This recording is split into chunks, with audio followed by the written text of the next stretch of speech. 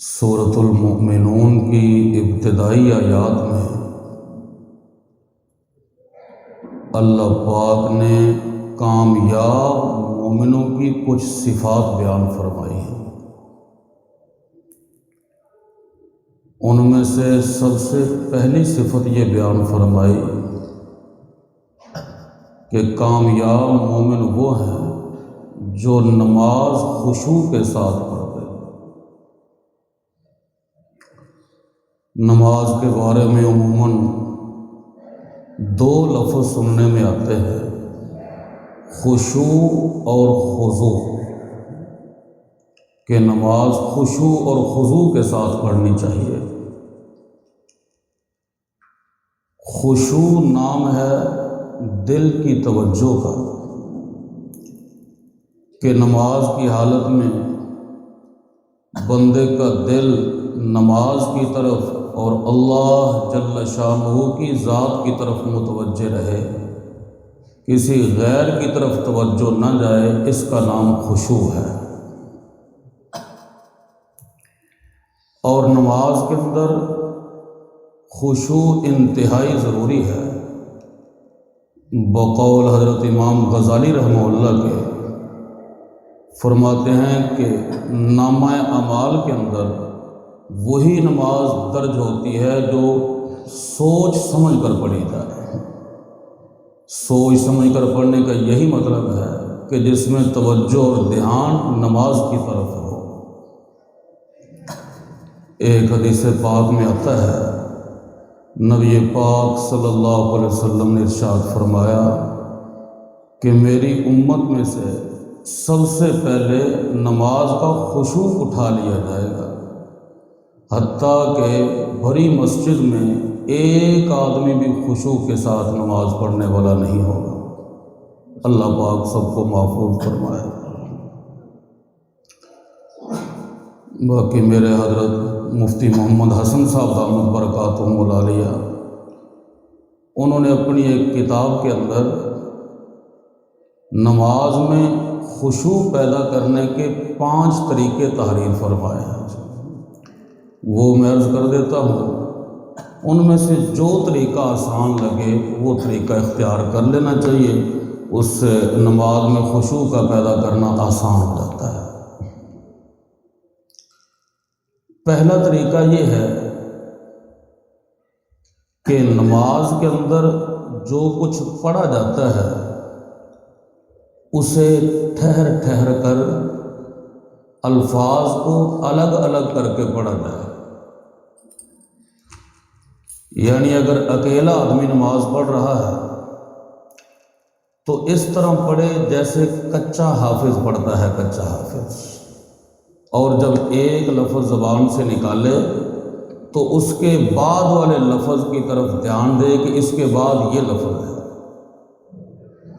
اب دوسرا لفظ پڑھے تو اس کے بعد والا جو تیسرا لفظ ہے دھیان اس کی طرف ہو کہ آگے یہ ہے۔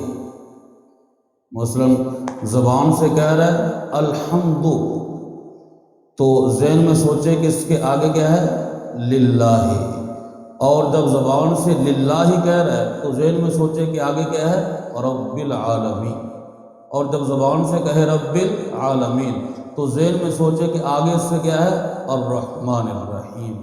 پوری نماز اگر اس طریقے سے پڑھ لی تو اس کی نماز 100% خشوع والی نماز سمجھی جائے گی۔ اور اگر امام کے پیچھے کھڑا ہے تو 2 صورتیں ہیں، یا امام صاحب اونچی آواز سے قرات کریں گے یا آہستہ آواز سے۔ اگر اونچی آواز سے قرات کریں تو اپنی توجہ امام صاحب کی قرات کی طرف، اور اگر آہستہ آواز سے قرات کریں تو پھر اپنے دل میں زبان کو حرکت دیے بغیر سورہ فاتحہ کے الفاظ کو سوچتا رہے۔ زبان سے نہیں پڑھنی، کیونکہ فاتحہ خلف الامام یہ ٹھیک نہیں ہے۔ تو زبان کو حرکت دیے بغیر بس ذہن میں سوچے کہ اب امام صاحب پڑھ رہے ہوں گے الحمد، اب پڑھ رہے ہوں گے للہ، بس ذہن کے اندر یہ تصور کرے، اس سے بھی انشاءاللہ العزیز نماز میں خشوع پیدا ہو جائے گی۔ اور دوسرا طریقہ یہ ہے کہ نماز کے اندر جو کچھ پڑھے زبان سے الفاظ نکالے اور ذہن کے اندر ان کا مفہوم اور ترجمہ سوچتا جائے۔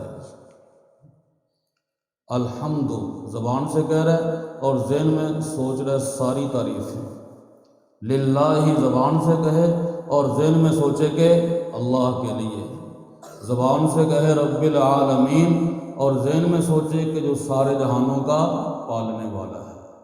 زبان سے الفاظ نکالے اور ذہن میں ان لفظوں کے ترجمے کا تصور کرے۔ اس طریقے سے بھی انشاءاللہ العزیز نماز میں خشوع پیدا ہو جائے گا۔ اور تیسرا طریقہ یہ ہے کہ پوری نماز میں شروع سے لے کر آخر تک اللہ تعالیٰ کی ذات کی طرف توجہ رکھے کہ اللہ مجھے دیکھ رہے ہیں، اللہ تعالیٰ مجھے دیکھ رہے ہیں، بس شروع سے لے کر آخر تک یہی تصور رہے۔ اس سے نماز میں خشوع بھی پیدا ہوگا اور اس کا یہ بھی فائدہ ہوگا کہ بندہ جو ایسے ہی بغیر کسی مجبوری کے اپنے اعضاء کو ہلاتا ہے اس پہ بھی کنٹرول ہو جائے گا، کیونکہ جب ذہن میں ہوگا نا کہ اللہ دیکھ رہے ہیں، اللہ دیکھ رہے ہیں، تو پھر ایسے خواہ مخواہ اعضاء کو حرکت نہیں دے گا اللہ تعالیٰ کی ذات کے لیے۔ اور چوتھا طریقہ یہ ہے کہ اللہ تعالیٰ کے 99 صفاتی نام ہیں، نماز کی حالت میں ان میں سے 2 کو لے لے، 3 کو لے لے، 4 کو لے لے، بس ان کو ذہن میں سوچتا رہے شروع سے لے کر آخر تک۔ اللہ تعالیٰ کی ذات رحمان ہے، رحیم ہے، غفور ہے، رزاق ہے، بس 2-4 ہی یا زیادہ ہو جائیں، پھر اللہ تعالیٰ کی ذات رحمان ہے، رحیم ہے، زبان سے نہیں کہنا، ذہن میں تصور کرنا ہے، زبان کو حرکت نہیں دے۔ پانچواں اور آخری طریقہ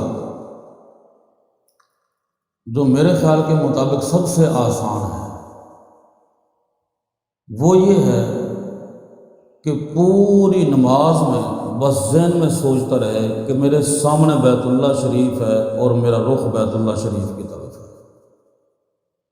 حاجی حضرات کے لیے یہ تصور اور بھی آسان ہے کیونکہ انہوں نے اللہ تعالیٰ کے گھر کی زیارت کی ہوئی ہے، جنہوں نے نہیں کی اللہ تعالیٰ ان کو بھی بار بار حاضری نصیب فرمائے، اور جو کر چکے ہیں اللہ پاک ان کو دوبارہ اپنے گھر کی زیارت نصیب فرمائے۔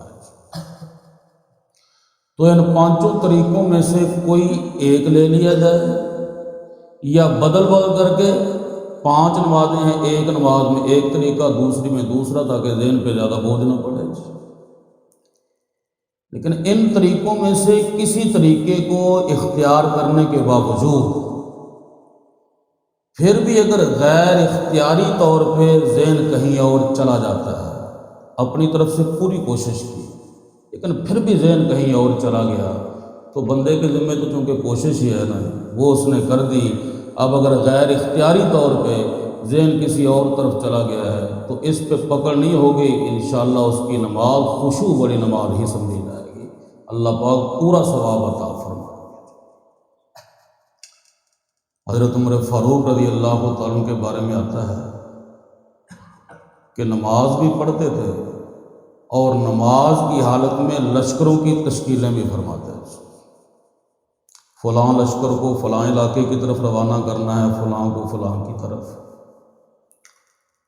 اب یہاں بھی ذہن میں ایک سوال پیدا ہوتا ہے نا، نبی پاک صلی اللہ علیہ وسلم کے خلیفہ ثانی جن کے بارے میں آپ صلی اللہ علیہ وسلم نے فرمایا کہ اگر میرے بعد کوئی نبی ہوتا تو عمر ہوتا، لیکن نماز کی حالت میں توجہ دوسری طرف ہے، تو اس کا علماء کرام نے جواب یہی دیا ہے کہ یہ لشکروں کی تشکیلوں کے خیالات حضرت عمر فاروق رضی اللہ تعالیٰ عنہ لایا نہیں کرتے تھے، مصروفیات کی وجہ سے غیر اختیاری طور پہ آ جایا کرتے تھے، وہ ہر وقت مصروفیات ہی نہیں چیزوں میں رہتے، تو غیر اختیاری طور پر یہ خیالات آ جاتے تھے، اور نماز میں غیر کے خیال کا لانا منع ہے، آنا منع نہیں ہے، خود و خود آ جائے اس کی وجہ سے نماز کا خشوع متاثر نہیں ہوتا۔ ہمارے ایک بزرگ حضرت سید محمود میاں صاحب دامت برکاتہم العالیہ، انہوں نے اس کی بڑی ہی پیاری توجیہ فرمائی، حضرت عمر فاروق رضی اللہ تعالیٰ عنہ کے اس عمل کی۔ وہ فرماتے ہیں کہ صحابہ کرام کی نماز پہ مشق اتنی زیادہ ہو چکی تھی کہ دوسری چیز کا خیال آنے کے باوجود بھی ان کی توجہ نماز سے نہیں ہٹتی تھی۔ لشکروں کی تشکیلیں بھی فرما رہے ہیں، لیکن اس کے ساتھ ساتھ توجہ نماز کی طرف بھی پوری، اور پھر اس بات کو ایک مثال کے ساتھ سمجھایا۔ فرمانے لگے کہ یہ سائیکل ہوتی نا، سائیکل، اس کی جب آدمی ڈرائیونگ سیکھتا ہے تو جب پہلی دفعہ چڑھ کے بیٹھتا ہے تو سکھانے والا کہتا ہے نا، وہ ہینڈل سیدھا رکھنا، اس طرح سے بیٹھنا، وزن درمیان میں رکھنا ہے، تو وہ کئی ہدایات دینی پڑتی ہیں۔ تو جب وہ بیچارہ چلا بھی لیتا ہے نا تو پوری توجہ سامنے ہوتی ہے، مچھر بھی کاٹ جائے اور توجہ اس طرف کرے تو نیچے گر جاتا ہے، کیونکہ ابھی یہ کچا ڈرائیور ہے۔ لیکن جب اس کی مشق اچھی طرح ہو جاتی ہے تو پھر ہاتھ چھوڑ کے بھی چلاتا ہے، دائیں طرف دیکھتا ہے، بائیں طرف، بڑی بے فکری سے چلاتا رہتا ہے۔ تو دیکھیں مشق ہو چکی ہے نا، تو دوسری طرف توجہ کرنے کے باوجود بھی ڈرائیونگ سے توجہ اس کی نہیں ہٹ رہی۔ لیکن جب تک مشق نہیں تھی ڈرائیونگ کی، اس وقت تک حالت کیا تھی کہ دوسری طرف دیکھتا بھی ہے تو ادھر سے توجہ ہٹ جاتی اور نیچے گر پڑتا ہے۔ تو اسی طرح صحابہ کرام رضی اللہ عنہم اجمعین کی نماز پہ مشق اتنی زیادہ ہو چکی تھی کہ ان کے ذہن میں کوئی اور بات آ بھی جاتی تب بھی ان کی توجہ نماز سے نہیں ہٹتی۔ اللہ پاک ہمیں بھی ایسی ہی نماز پڑھنے کی توفیق نصیب فرمائے۔ یہاں اس مقام پہ میرے حضرت ایک لطیفہ بھی سنایا کرتے ہیں، بزرگوں کے خیر مزاح کے اندر بھی برکتی ہوتی ہے، میں بھی عرض کر دیتا ہوں۔ فرمان لگے کہ ایک امام صاحب تھے، عشاء کی نماز میں پڑھا لی، لیکن بعد میں ذرا وسوسے کا شکار ہو گئے کہ پتہ نہیں 3 رکعتیں پڑھی ہیں یا 4 پڑھی ہیں۔ اب مقتدیوں سے پوچھا، کسی کو پتہ نہیں۔ ایک بندے نے کہا یہ 3 رکعتیں پڑھی ہیں، 4 نہیں ہوئی۔ اس سے پوچھا تجھے کیسے پتا ہے کہ 3 رکعتیں ہوئی؟ کہنے لگا میری 4 دکانیں ہیں، ایک رکعت میں ایک دکان کا حساب کرتا ہوں، ابھی 3 کا ہوا ہے، ایک دکان رہتی ہے۔ تو اس طرح کی نماز ہے، ایسی نماز کے بارے میں حدیث پاک میں آتا ہے کہ وہ پرانے کپڑے کی طرح لپیٹ کر نمازی کے منہ پہ مار دی جاتی ہے۔ شروع میں ذرا تھوڑی مشقت ہوتی ہے نماز کی طرف توجہ اور دھیان رکھنے کی، تھوڑی سی مشق ہو جائے تو بڑی سہولت کے ساتھ یہ کام ہو جاتا ہے۔ دوسری صفت جس کا نماز کے اندر پایا جانا ضروری ہے وہ ہے خضوع۔ خشوع کے بارے میں نے عرض کیا کہ خشوع کس چیز کا نام ہے؟ دل کی توجہ۔ اور خضوع کا مطلب ہے کہ نماز کی جو ظاہری حالت ہے وہ عجز و انکساری والی ہو، یوں سینہ نکال کے اکڑ کے نہ کھڑا ہو، بلکہ عجز و انکساری کے ساتھ۔ لیکن اس کا یہ بھی مطلب نہیں کہ قیام کی حالت میں اب آگے کو جھک جائے، یہ خلاف سنت ہے۔ عجز و انکساری سے مراد یہ ہے کہ ہر رکن کو سنت کے مطابق ادا کرے۔ ایک صحابی ہیں حضرت خلاد بن رافع رضی اللہ تعالیٰ، مسجد نبوی میں آئے، نبی پاک صلی اللہ علیہ وسلم تشریف فرما تھے، آپ کے سامنے کھڑے ہو کر نماز کی نیت باندھی، جلدی نماز پڑھی، فارغ ہو کر خدمت اقدس میں حاضر ہوئے اور سلام پیش کیا۔ نبی پاک صلی اللہ علیہ وسلم نے اس کی نماز کی کیفیت دیکھ لی تھی، آپ نے سلام کا جواب دیا اور اس کے بعد فرمایا ارجع صلی فإنک لم تصلی، واپس جا کر پھر نماز پڑھو تم نے ابھی نماز نہیں پڑھی۔ وہ واپس گئے، پھر نیت باندھ لی۔ اب نبی پاک صلی اللہ علیہ وسلم دیکھ رہے ہیں کہ اب نماز کیسے پڑھیں۔ پہلے کی طرح ہی پھر نماز پڑھ کے سلام پھیرا اور خدمت اقدس میں حاضر ہو کر سلام عرض کیا۔ آپ صلی اللہ علیہ وسلم نے سلام کا جواب دے کر پھر وہی ارشاد فرمایا، ارجع صلی فإنک لم تصلی، واپس جا کر نماز پڑھو، تم نے ابھی نماز نہیں پڑھی۔ پھر نیت باندھ لی، آپ نے پھر نوٹ کرنا شروع کر دیا۔ پھر اسی طریقے سے جلدی جلدی نماز پڑھ کے سلام پھیرا اور تیسری مرتبہ پھر خدمت اقدس میں حاضر ہو کر سلام عرض کیا۔ نبی پاک صلی اللہ علیہ وسلم نے سلام کا جواب دیا اور وہی ارشاد فرمایا، ارجع صلی فإنک لم تصلی، واپس جا کر نماز پڑھو، تم نے ابھی نماز نہیں پڑھی۔ اب یہ 3 مرتبہ تو پڑھ چکے تھے۔ اب جب حضور کا یہ ارشاد سنا صلی اللہ علیہ وسلم تو عرض کیا کہ یا رسول اللہ، مجھے نماز سکھا ہی دیں، مجھے نماز کا طریقہ سکھا دیں۔ پھر آپ صلی اللہ علیہ وسلم نے نماز پڑھنے کا طریقہ سکھایا۔ میں ابھی عرض کرتا ہوں، لیکن یہاں ایک سوال ہوتا ہے کہ دیکھیں، پہلی دفعہ جب وہ خدمت میں حاضر ہوئے، نبی پاک صلی اللہ علیہ وسلم نے اسی وقت نماز کا طریقہ کیوں نہیں سکھا دیا؟ بار بار واپس کیا، 3 مرتبہ انہوں نے نماز پڑھی، پھر بھی ان کے پوچھنے پر، خود پھر بھی نہیں آپ نے طریقہ، ان کے پوچھنے پر نبی پاک صلی اللہ علیہ وسلم نے ان کو نماز سکھائی۔ تو اس کی 2 وجہ، ایک تو یہ کہ آپ صلی اللہ علیہ وسلم بار بار واپس بھیج کر دیکھنا یہ چاہتے تھے کہ اس نے جو جلدی جلدی نماز پڑھی ہے، اسے مسئلے کا ہی پتہ نہیں کہ نماز پڑھتے کیسے ہیں یا غفلت ہے۔ اگر تو مسئلے کا ہی پتہ نہیں تو بار بار ویسے ہی پڑھے گا جیسے پہلے پڑھی ہے، اور اگر غفلت ہے تو ایک مرتبہ تنبیہ کرنے کے بعد دوبارہ نماز ٹھیک پڑھیں گے۔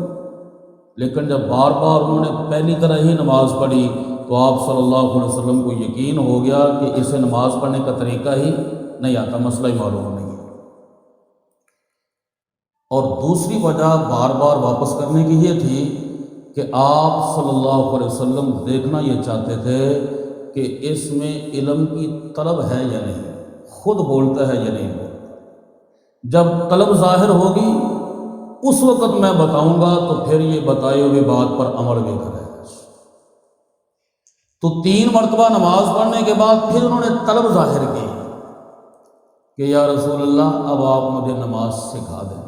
جب طلب کا بھی پتہ چل گیا اور یہ بھی پتہ چل گیا کہ غفلت نہیں، ان کو نماز کا طریقہ ہی نہیں آتا، تو پھر آپ صلی اللہ علیہ وسلم نے نماز پڑھنے کا طریقہ سکھایا۔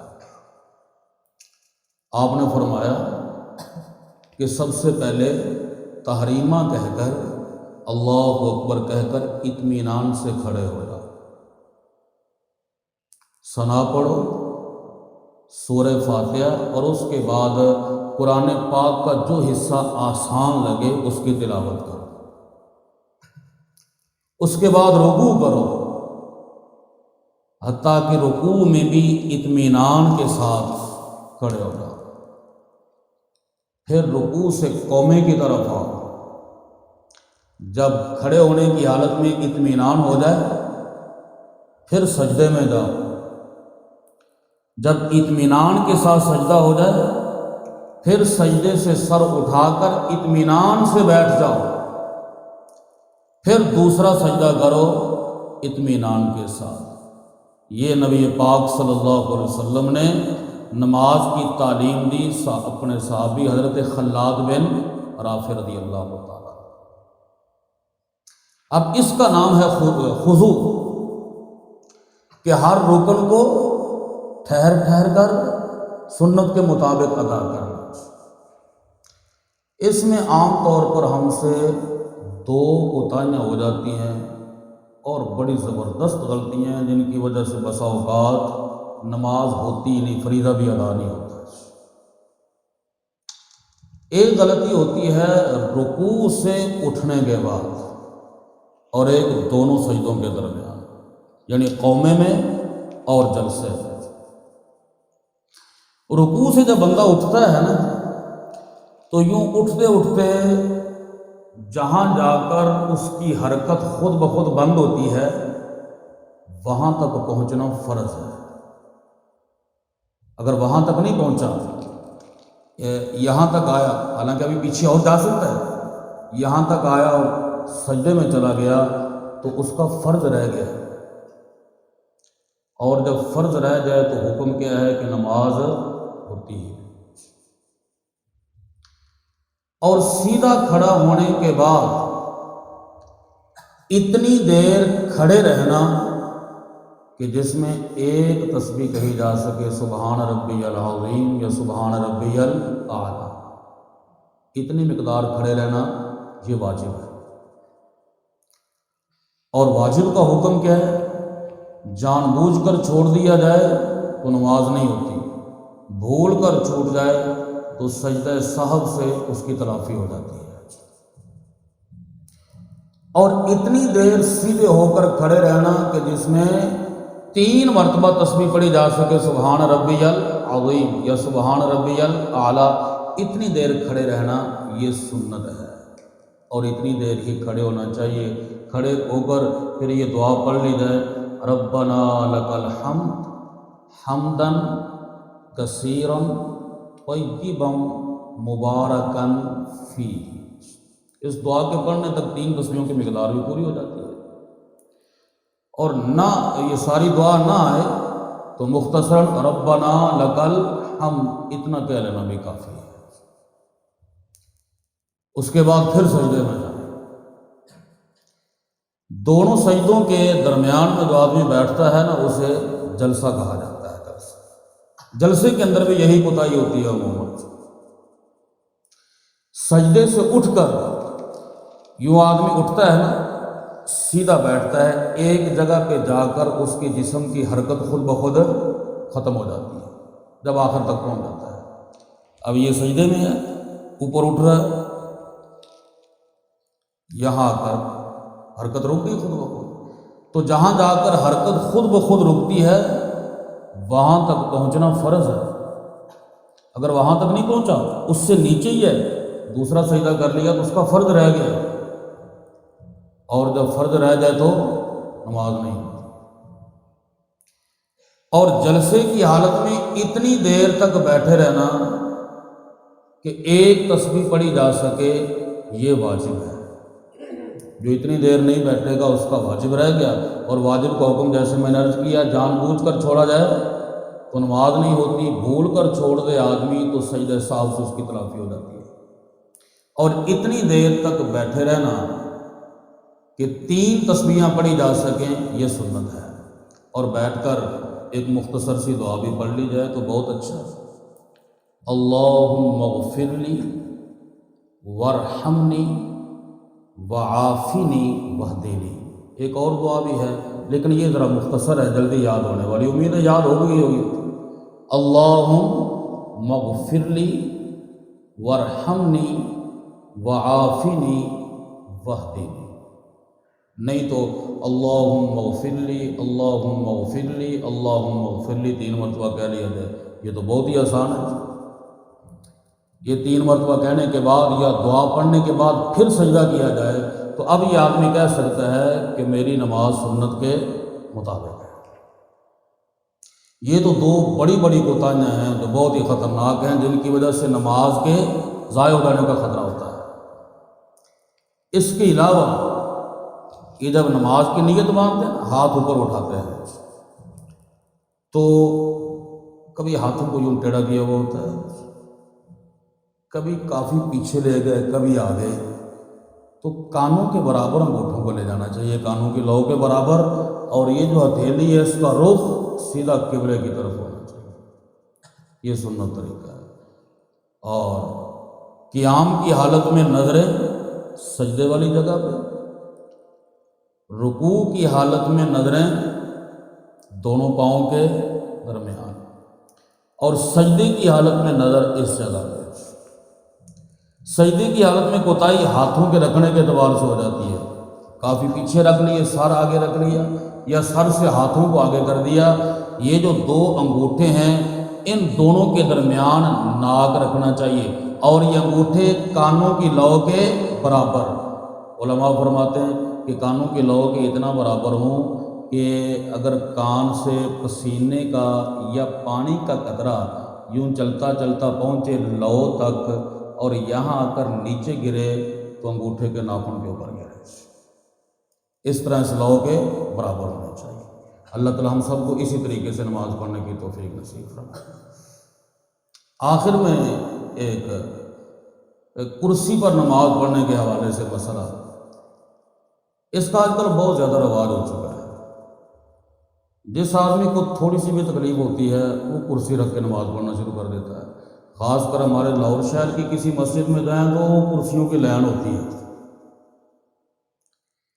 اس کے لیے یاد رکھیں کہ کرسی پر نماز پڑھنے کی اجازت صرف اس آدمی کو ہے جو سجدہ کر ہی نہیں سکتا، یا کر تو سکتا ہے لیکن سجدہ کرنے سے اتنی تکلیف ہوگی کہ برداشت نہیں ہوگی، اور یا پھر سجدہ کرنے کی وجہ سے تکلیف کے بڑھ جانے کا قوی خطرہ ہے۔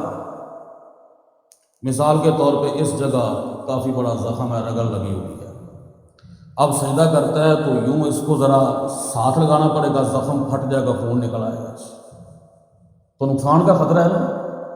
اگر اس حد تک ہے تکلیف تو پھر کرسی پر بیٹھ کر نماز پڑھنے کی اجازت ہے، کیونکہ پھر اس کے لیے نیچے بیٹھ کر اشارے سے نماز پڑھنے کی اجازت ہے تو کرسی پہ بیٹھ کے بھی اشارہ ہی کرنا ہے۔ لیکن اگر اس درجے کی تکلیف نہیں ہے، اس سے کم درجے کی ہے، تو پھر کرسی پر بیٹھ کر اشارے کے ساتھ نماز پڑھنے سے نماز نہیں ہوتی۔ اب آپ محنت بھی کرے، اپنا کام کاج چھوڑ کے آئے، ٹھنڈے پانی سے وضو بھی کرے سردیوں میں، وقت بھی دے، نماز نہ ہو تو کیا فائدہ ہے اس سے؟ تو معمولی سی تکلیف کی وجہ سے کرسی استعمال نہیں کرنی چاہیے، اور الحمدللہ میرے خیال میں یہاں نہیں ہوتی، نظر نہیں آ رہی۔ ہاں البتہ ایک بات یاد رکھیں کہ اگر تکلیف ہے لیکن بہت زیادہ نہیں ہے، راحت اسی میں ہے کہ کرسی پہ بیٹھ کے نماز پڑھ لوں، بہت تکلیف نہیں ہے، ناقابل برداشت ہے صحیح، تو پھر اس کی صورت یہ ہے کہ کرسی پر بیٹھ کر سامنے میز رکھے، اور میز یہ جو بیٹھنے کی سطح ہے اس کے برابر ہونا چاہیے، پھر اس کے اوپر یوں سجدہ کرے، یہ گھٹنوں کے برابر اس کی پیشانی آئے گی۔ یا اگر میز تھوڑا اونچا بھی ہے تو ایک بالشت سے زیادہ اونچا نہ ہو، اگر اس سے بھی زیادہ اونچا ہے تو اس کا وہ سجدہ شمار نہیں ہوگا، نماز نہیں ہوگی۔ یہ آج کل ایک کرسی نکلی ہوئی ہے نا، یہاں پہ اس کے ایک تختی لگی ہوئی ہوتی ہے، اس کے اوپر سر رکھ کے سجدہ کرتے ہیں، یہ درست نہیں ہے۔ اللہ پاک ان ٹوٹی پھوٹی باتوں پر ہم سب کو عمل کرنے کی توفیق نصیب فرمائے۔ وآخر دعوانا ان الحمد للہ رب العالمین۔